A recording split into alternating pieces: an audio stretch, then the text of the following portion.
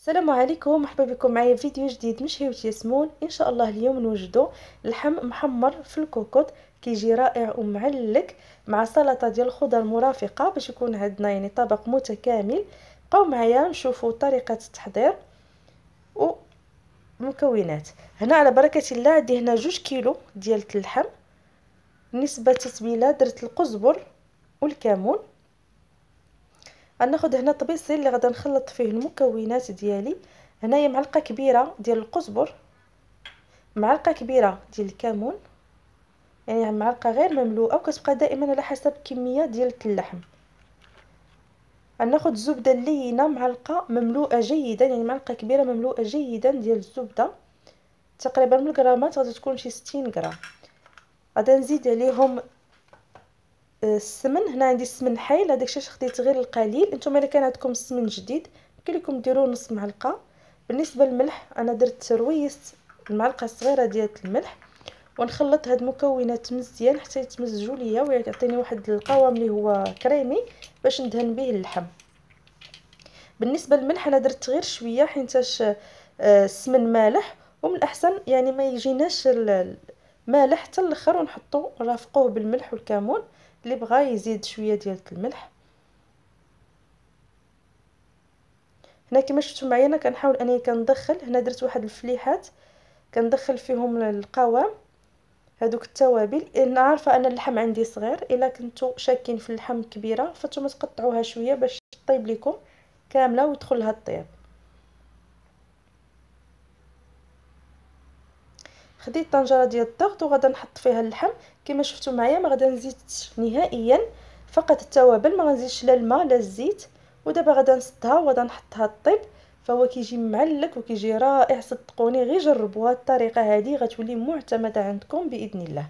دابا غادا نحطها طيب فوق النار اللي هي جد جد يعني مهيله. المده ديال انا طيبته هنا مده ديال ساعه. درت حليت عليه الكوكوط. يمكن لكم تحلوه على مده من 45 دقيقه، يمكن لكم تحلوا الكوكوط تشوفوا القوام ديالو كيف دايره فين وصلات. في هذا الاثناء بما طاب لينا غادا نوجد واحد السلطه مرافقه. كما شفتوا معايا عندي ربعه ديال الرز، علبه ديال المايس، علبه ديال الطون، وهنا القليل من الفرماج الاحمر محكوك.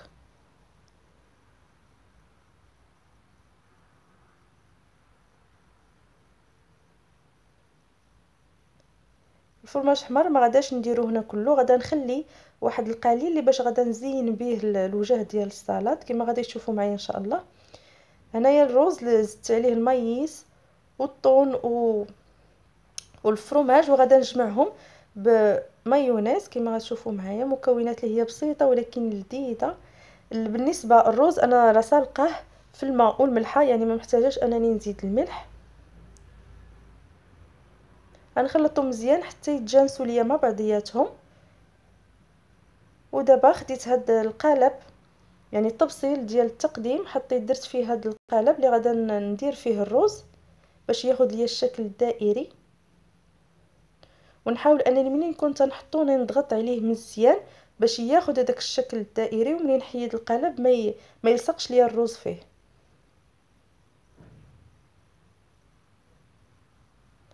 هنا هذاك الفرماج زدت عليه واحد البيضه مسلوقه محكوكه.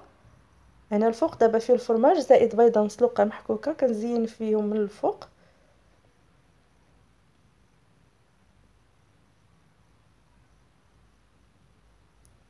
وبالنسبه للبيض مسلوق فانا خديته غادا ندير ليه هاد الطريقه هذه باش كيعطيني داك الشكل ديال الورده، يعني كيبقى كتزيين.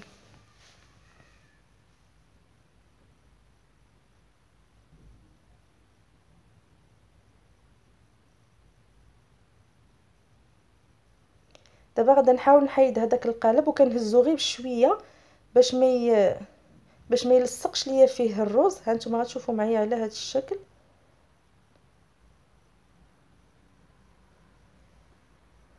دابا غادا نزيد الخضر. بالنسبه للخضره اللي استعملت درت هنايا الخيزو كما شفتوا معايا مقطع صغير ومسلوق في شويه ديال الملحه. نفس الشيء درته مع اللوبيا ومع البطاطا حتى هما مسلوقين مع شويه ديال الملحه. تبلتهم من بعد ما تسلقوا بالقزبر وشويه ديال الابزار وزيت الزيتون.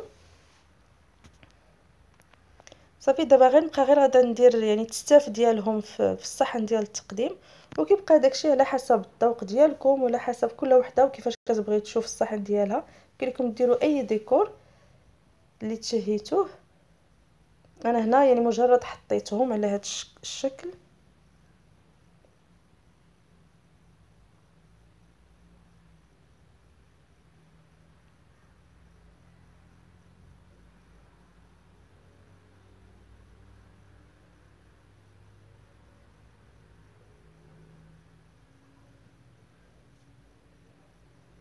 دابا غادا نحط يعني داك البيض في الجوانب ديالو.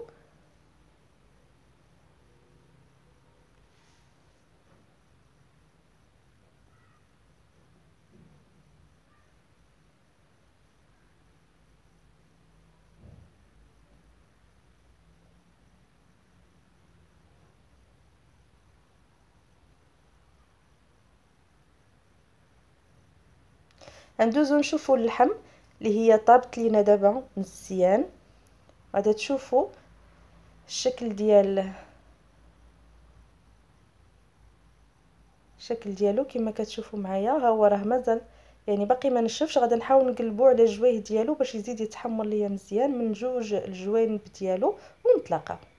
وهكذا من بعد ما تحمروا ليا مجرد في الكوكوط كيوليو على هذا الشكل هذا. وكنتمنى الفكره ديال اليوم تنال الاعجاب ديالكم وتجربوها وصدقوني كتجي لذيذه وغير متعبه. الى اللقاء فيديو جديد، مع السلامه.